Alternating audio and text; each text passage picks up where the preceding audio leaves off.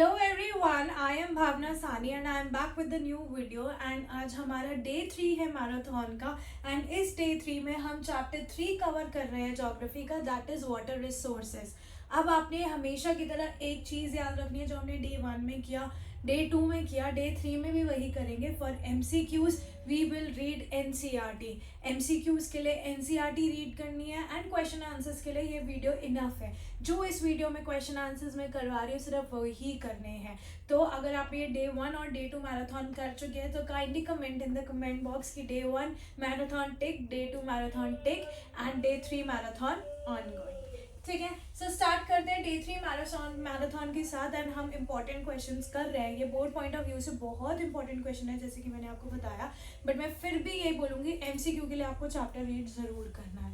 Alright, so start करते हैं day 3 marathon से। सो सबसे पहले हम बात करते हैं rooftop rain water harvesting. Rooftop rain water harvesting कहाँ प्रैक्टिस किया जाता है?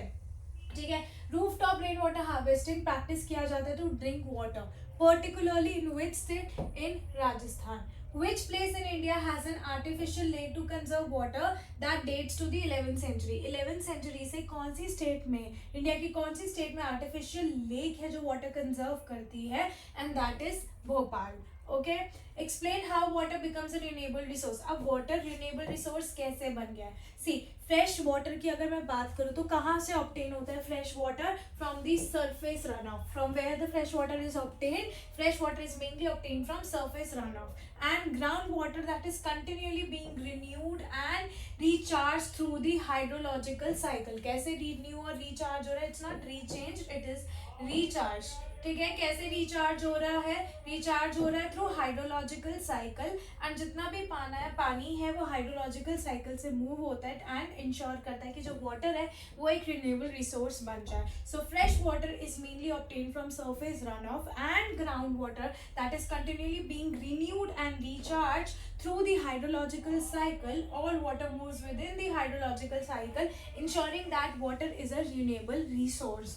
Okay, then moving towards the next question. Next question ये बोलता है कि why does the availability of water resource vary over space and time? ठीक है, जो availability है water resource की वो अलग अलग क्यों है according to space and time? ठीक है, so it varies over space and time mainly due to the variation in seasonal and annual precipitation. Annual और सीजनल प्रेसिपिटेशन की वजह से जो वाटर रिसोर्सेज की अवेलेबिलिटी है वो अलग है ओवर स्पेस एंड टाइम। ठीक है, which state has 200-year old system of tapping stream? कौन सी स्टेट में 200-year ओल्ड सिस्टम है टैपिंग स्ट्रीम का और स्प्रिंग वाटर का by using bamboo pipes? That is Meghalaya. Right, अब आते हैं क्वेश्चन आंसर्स पे। मेनली आपने बस इतना ही MCQ या 1 मार्कर मुझे इंपॉर्टेंट लगे, बट फिर भी मैं बोलूँगी 1 मार्कर MCQs के लिए you have to read your NCERT। अब इंपॉर्टेंट क्वेश्चंस की बात करते हैं। Multipurpose projects and large dams have come under great scrutiny and opposition. Explain with reason. जो मल्टीपर्पज प्रोजेक्ट है, ठीक है, it has come under great scrutiny and opposition. You have to explain with example. अब मैं multi-purpose और large dam की बात करूँ ना, people are against it, so you have to tell why their people are against it. ठीक है, regulating and damming river जो है वो natural flow को जो natural flow है जिसकी वजह से sediments जो है वो आ जाते हैं उसको अफेक्ट करता है। Regulating and damming reverse affect there natural flow causing poor sediment flow. अब सेडिमेंट्स भी पुअरली फ्लो हो रहे हैं एंड एक जगह पे एक्सेसिव सेडिमेंटेशन हो जाती है specially at the bottom of the reservoir, resulting in rockier stream beds and poorer habitats of the river aquatic life. इससे जो रिवर एक्वेटिक लाइफ है वो काफ़ी हार्म होती है। ठीक है, समझ आया? डैम्स जो है वो फ्रेगमेंटेड रिवर है and it makes difficult for the fauna, aquatic fauna to migrate, specially for spawning. Spawning के लिए वो माइग्रेट नहीं कर पाती। ठीक है, डैम्स ने फ्लड को ट्रिगर किया है due to sedimentation in the reservoir and जब वाटर एक्सेसिव वाटर हो जाता है तो डैम्स को वाटर रिलीज करना पड़ता है and it can also lead to flood, जो रिसेंटली हुआ भी था दिल्ली में। ठीक है, मल्टीपर्पज प्रोजेक्ट जो है उससे अर्थक्वेक आने के काफ़ी ज़्यादा चांसेस होते हैं, वाटर बॉर्न डिसीजेज हो जाती है, पेस्ट हो जाता है, पोल्यूशन हो जाता है which is a result of excessive use of water. Clear?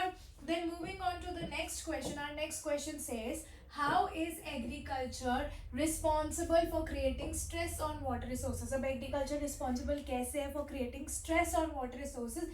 We have to suggest any one solution. अगर मैं बात करूँ agriculture की, it is responsible for creating stress on water resources in the following way. ठीक है, अगर हमें higher food grain production करनी है, ठीक है, तो वाटर रिसोर्सेज को यूज किया जाएगा, ओवर एक्सप्लॉइट किया जाएगा, इरिगेशन एक्सपांड किया जाएगा, और इरिगेशन में वैसे ही पानी बहुत ज़्यादा यूज होता है, specially during dry season agriculture. Irrigated agriculture जो है वो लार्जेस्ट कंज्यूमर है पानी का, and most farmers have their own wells and tubes well on their farm for irrigation, जिससे प्रोडक्टिविटी इंक्रीज हो जाए, एंड इससे जो ग्राउंड वाटर लेवल है वो काफ़ी ज़्यादा कम होता जा रहा है, वाटर की अवेलेबिलिटी को वो अफेक्ट कर रहा है, एंड फूड के लोगों की फूड सिक्योरिटी को भी वो अफेक्ट कर रहा है. Right, what are the diversion channel of western Himalaya? Western Himalaya का डाइवर्जन चैनल्स कौन सा है? गोल्स एंड कोल्स. कौन से रिवर पे भाखड़ा नंगल डैम है? सतलुज रिवर पे.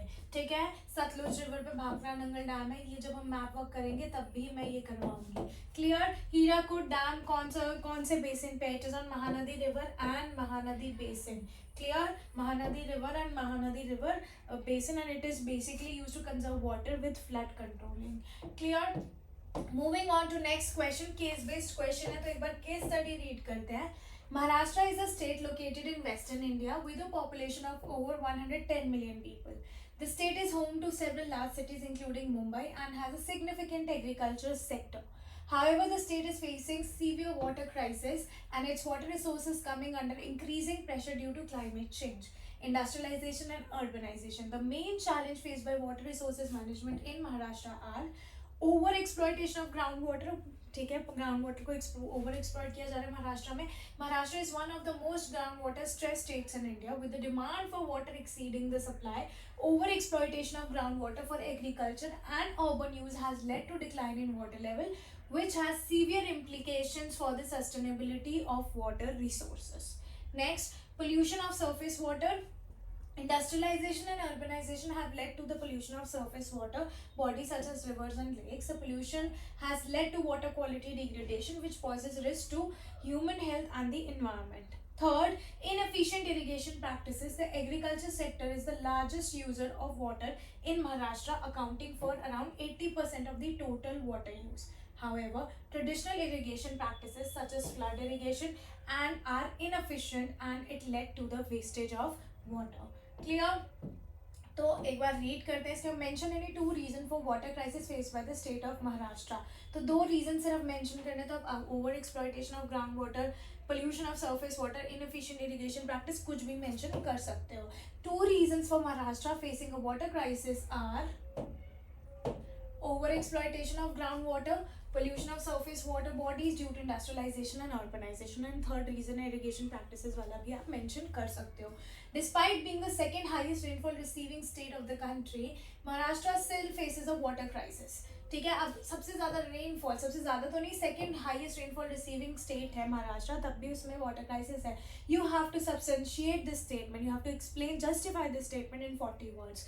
सो second highest rainfall country, second highest state ज़रूर है, ठीक है, लेकिन ट्रेडिशनल इरिगेशन प्रैक्टिसेस जैसे फ्लड इरिगेशन, इसकी वजह से पानी कम हो रहा है महाराष्ट्र में, and this is because flood irrigation involve excessive water use and water get loss due to run off and leading to less water available for other use. ठीक है, propose any one solution to mitigate water crisis faced by Maharashtra state. तो हमें एक solution बताना है जिससे हम water crisis को थोड़ा ठीक कर सकते हैं in Maharashtrian states.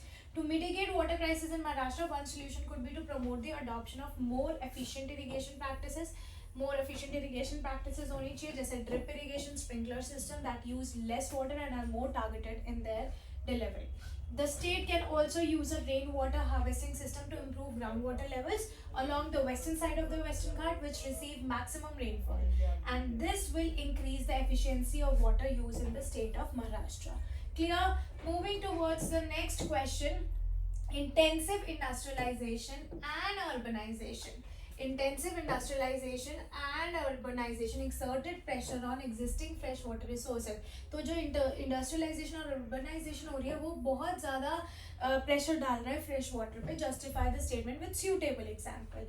So yes, post independent India witnessed intensive industrialization and urbanization. After independence, industrialization और urbanization दोनों ही है हमारी कंट्री में. एंड जैसे जैसे नंबर बढ़ता जा रहा है इंडस्ट्रीज का, उससे क्या हो रहा है, प्रेशर बढ़ता जा रहा है on existing fresh water resources. Industries जो है वो हेविली पानी को यूज कर रही है and also need water to run the power.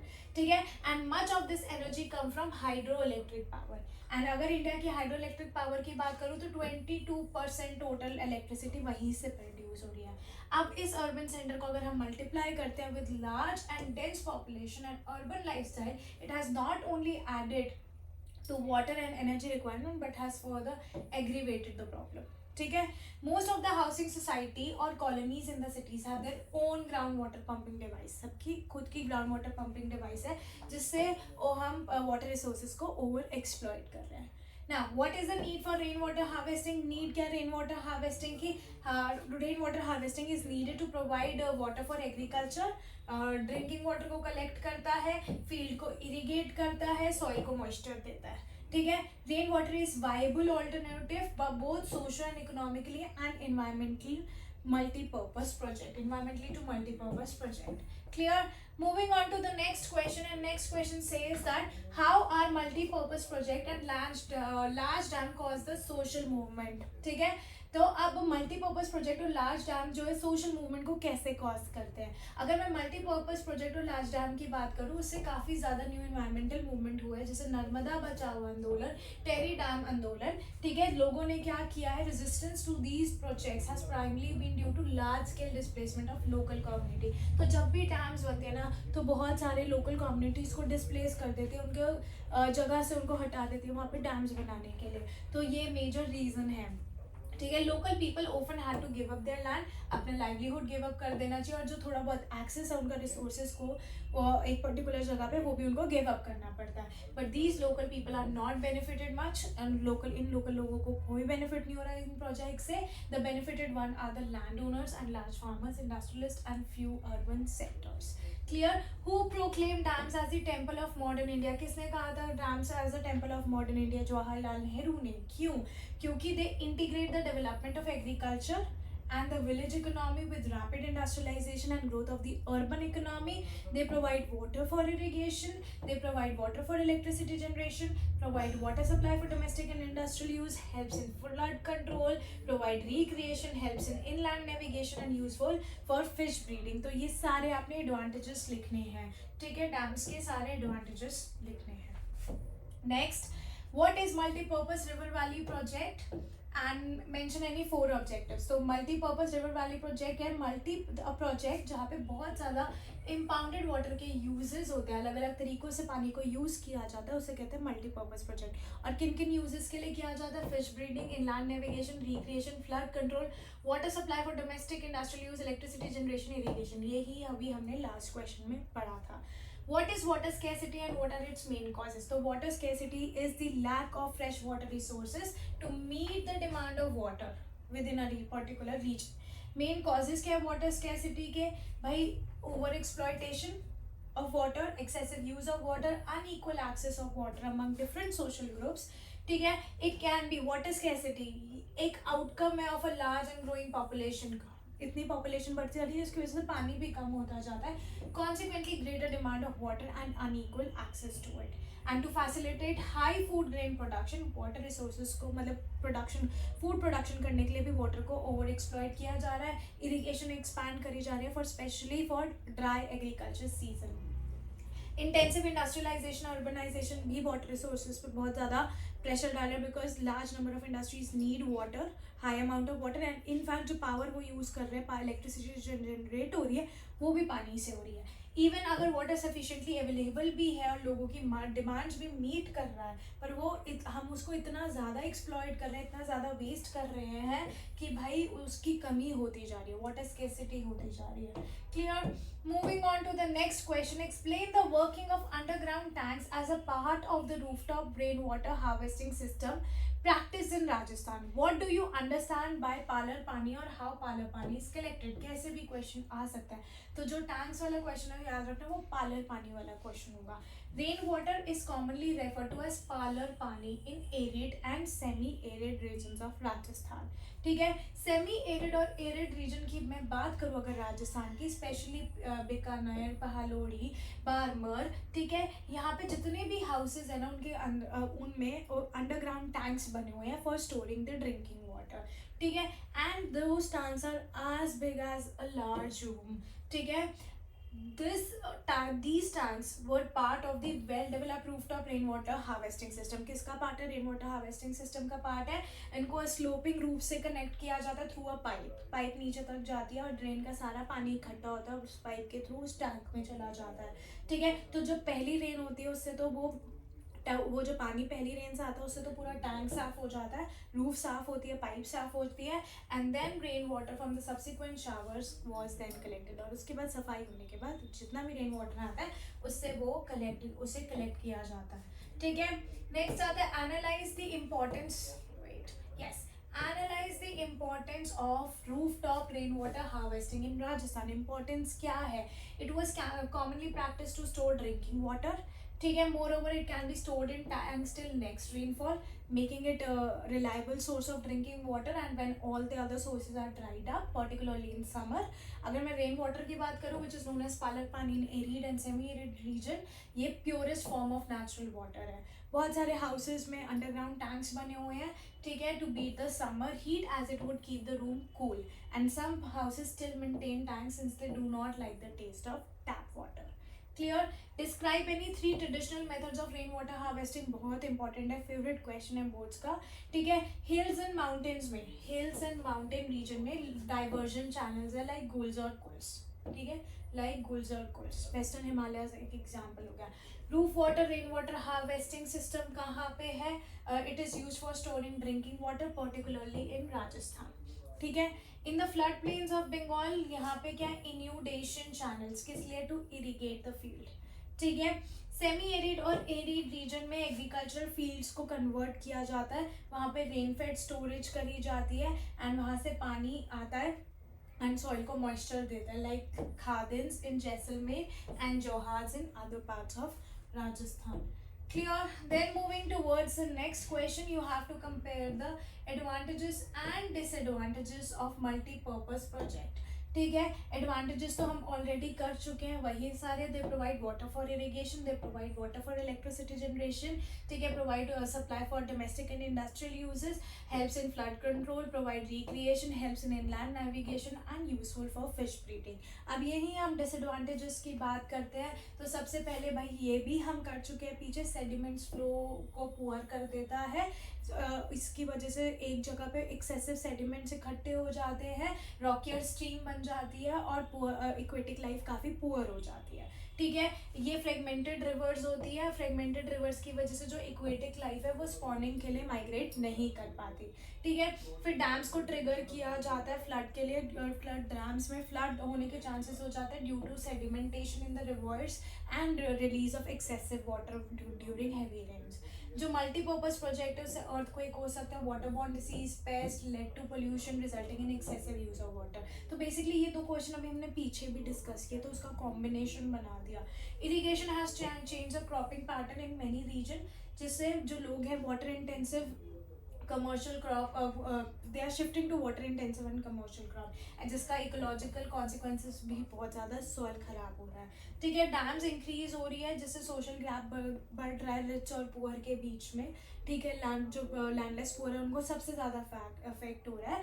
ठीक है, the dams create interstate water dispute with regards to sharing the cost and benefits of the multipurpose project. Alright, clear till here? Then this is the last question. What is bamboo drip irrigation? Bamboo drip irrigation क्या है? उसके 2 features बताने. अगर मैं bamboo drip irrigation की बात करूँ, 200 साल पुराना टैपिंग स्ट्रीम सिस्टम है और स्प्रिंग वाटर का बाय यूजिंग बैम्बू पाइप्स. ठीक है, एंड उससे पानी ट्रांसफर किया जाता है from higher region to lower region with the help of gravity. इसके फीचर्स क्या है, 18 से 20 लीटर पानी जो है बैम्बू पाइप सिस्टम से ट्रांसपोर्ट किया जाता है ओवर हंड्रेड्स ऑफ मीटर्स, ठीक है, and finally reduces to 20 to 80 drops per minute in the side of plant. ठीक है, जो फ्लो है पानी का इस पाइप में वो कंट्रोल करती है पाइप की पोजिशन को, and if the pipe passes a road they are taken high above the land. Clear? So ये सारे इंपॉर्टेंट क्वेश्चंस आपने करने हैं वाटर रिसोर्सेज के, कि इससे ज़्यादा क्वेश्चंस बनते नहीं है वाटर रिसोर्सेज के, इतने इंपॉर्टेंट है कि ये बोर्ड्स में आ सकते हैं. So I will be meeting you guys super soon in my next video.